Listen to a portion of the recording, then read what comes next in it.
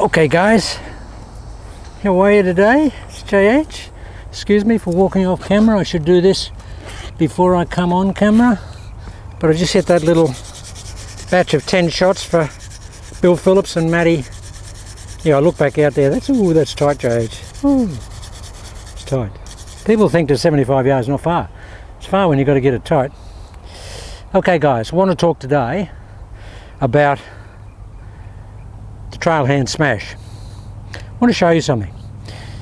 People talk about a natural throwing action, and you'll see a lot of people when they demonstrate a natural throwing action to try and replicate that in a golf swing, they do something that we really don't do in terms of feel and application. They say that we do this in the throwing action. We take the club back and we do that. We do that, and you watch most of the instructors, they'll do that. That's not the feel I have when I throw something. I can tell you right now, when I pick up a ball and I'm going to throw it out there, immediately I pick it up, all the intensity of feel and application is in that hand. And that feel in that hand. And I can tell you, that feel in that hand is what takes that hand back, what gets the other componentry here complying. And on the downswing, that hand is very much the prime mover in what I do. In the process of firing that trail hand or in the throw. I get here, I don't think about that. I think about this. I think about that hand. Guys, I don't think about that. I don't think about where my arm is. I think about what my hand is feeling. And because I'm right-handed, that's my dominant feel mechanism. That's designed to feel like that. That's my dominant feel mechanism as a right-handed person. So why wouldn't I use it to the absolute utmost? So what I'm saying is in that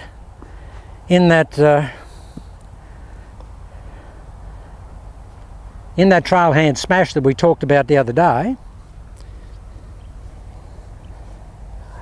very much, guys, how do I activate the backswing? I pull it with my right hand, I grab it with my right hand, I take it up with my right hand, I feel it with my right hand, and I start it down with my right hand. And I roll my right hand. I don't think about all these other parts of the body. Everything is concentrated in my thinking here. This is what's motivating all those other processes of movement, all those other components of the body. What's going on in this hand? It's in the hand. There it is, guys. Do you think I'm worried about where my arm goes, where anything else goes? No way. All I'm worried about is the feel in my hand and getting that feel maximized as much as I possibly can. It's just feel. I'm grabbing it with that trail hand. What pressure? A lot of pressure. Pull it back and just smash it with that trail hand. Gee, that's a strong shot. Whew. That's all I do, guys. So it's trail hand, feel, here. It's all here. That's where it is. I don't think in a throw that I want to be doing that. And so many people over the years, I'm not knocking them, but so many people over the years have tried to teach Hogan, and they say, you know, Hogan did this. I can tell you guys, he didn't do that. And how do I know that? Because someone that played with him and knew him very well was an Australian golfer called Norman von Nider. Norman played with him for a while in the States, and Hogan actually wanted Norman to stay there in the US, and he said, if you stay here, you'll be the second highest money winner to me. He said that to Norman. So they got on pretty well. They were very, very similar. And he said that Hogan, Hogan from the top of the swing, Jimmy DeMeritt told him, from the top of the swing, Hogan just smashed it with his right hand. Just turned his right hand down as much as he could. And he said, and if you watch Hogan, you can actually see that. And Hogan had that famous line where he said, what I do is easy to determine if you know where to look. And everybody was looking at this and that. Mate, it's here. He was doing that. Hogan was doing this. From the top of the swing, Hogan was doing that. He had all this other stuff going on, but his primary thing was to get that trail hand moving. He wanted to smash it with that trail hand as much as he could. Why did he say, I wish I had 3 right hands, if he wasn't trying to smash it with his right hand? Why would he have said that? And again, that might have been a little hint in the Da Vinci Code of Hogan's secret in his golf swing. He may have just given that clue. He gave the three hands analogy, the 3 right hands. Guys, when I'm hitting it good, we were hitting some shots here yesterday, and a really strong wind. And I never hit short irons when I practice because they're too easy. I mean, I just don't hit them normally. And anyway, my buddies were hitting 8 irons, and so I got 8 irons, and there's a car out here that into the wind we were hitting sort of 7 irons too. And I just went back and I overemphasised smashing that trail hand, picking it back picking it up and putting it down with that trail hand. And I was flying the wedge just in front of the car. I was hitting it hard, absolutely murdering the golf ball. I'll just hit one and see if this is a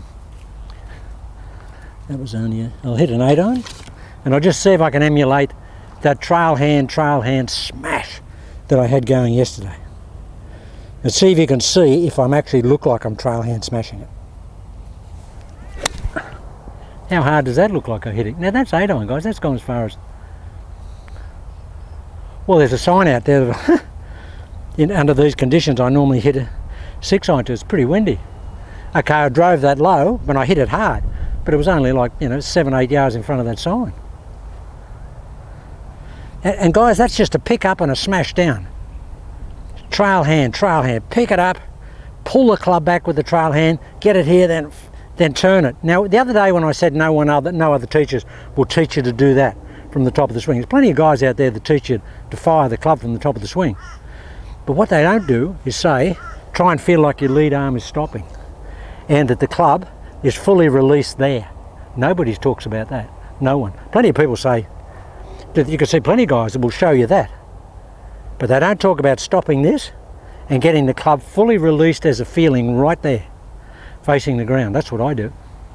And that's what I told the 6 people when I said I've only ever told 6 people to do that. Yeah, lots of people have said release it from the top, and you'll see some instructors saying this, but they're saying just release it from the top. They're not saying stop that lead arm and then fire that lead wrist past that arm and get the club turning down like that. No one teaches you to do that from the top of the swing. No one. Lots of people teaching you to release it from the top of the swing, but just in a normal releasing action. All right, I'll take this back and I'll just smash it with that trail hand.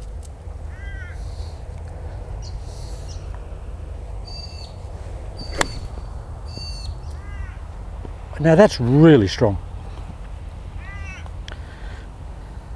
Now the other thing, guys, that I want to tell you today. So it's trail hand. Try and do it as much. Okay, you'll be a disaster if you just take trail hand up and you do that. If you don't have that something in that lower body starting, it'll be a disaster. You'll hit it over here. You probably hit yourself in the ankle. You can't do that, guys. It's got to be something starting from the bottom of the body to get you going down. But a good swing will have that anyway. So watch how hard I hit this. This is trail hand.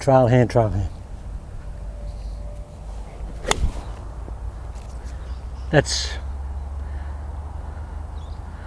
really silly. That's almost to the 6 iron. But okay, I'm hitting that 20% harder than I normally would. I would normally not try and hit the ball that hard. But what I do, the reason I do that is to just over-reinforce, and this philosophy I've had all the time with teaching guys. If you overdo something as a field, you will get the right amount in the actuality of what you want to do. So I'm thinking I want to hit it so much harder and apply so much more 5 right hands. And then I'll get one really solid right hand in actuality.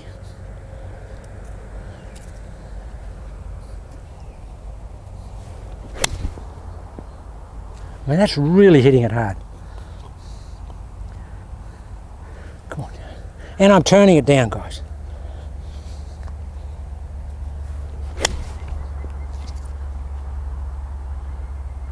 It feels to me, guys, like the club's there. Feels like that. It's not, because the ball goes dead straight. But I feel that. And Hogan definitely did that, because he rolled the club open so much, and by his own admission he said, I rolled it open so much that I could release it as hard as I liked, and I could never shut it because it was so open in the backswing. Now again, that was part of the Da Vinci Code of Hogan's swing with a clue. He rolled it open so much that he could roll it closed as much as he wanted to, and he would never ever shut it down. I'll try and actually smother this ball.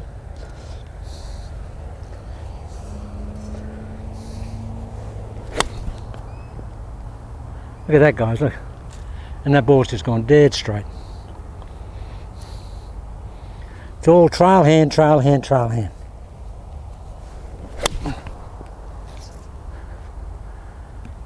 See how both feet are down?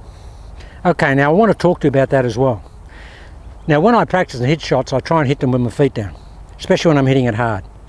Now what is that?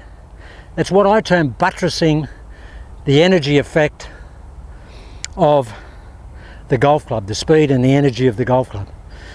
The club wants to do that and take you forward with it.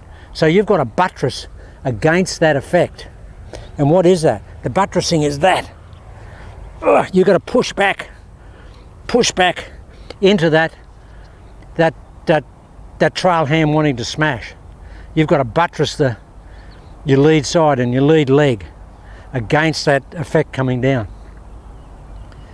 And what that is, guys, is I want to feel this. And again, for anybody that is having difficulty keeping their shoulders closed, you've got to try and get that lead knee bent. And you've got, and the reason is, guys, because it pushes the lead hip forward and keeps the torso closed, and as a knock-on effect keeps the shoulders closed. So that buttressing effect is really important.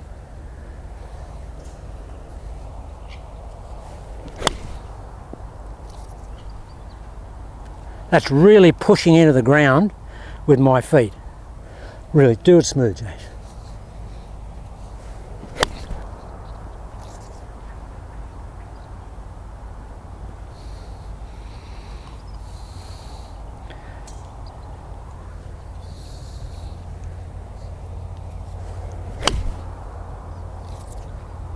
That's just a trail hand smash, guys.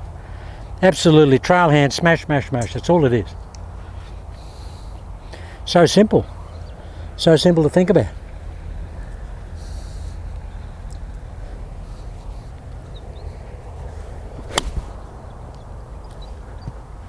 It just feels like the only thing in the golf swing is my trail hand. That's where my emphasis is. This is happening, but I've got that in my swing. But that's the emphasis. Okay, guys, just a couple of things there that I thought were worth going over today.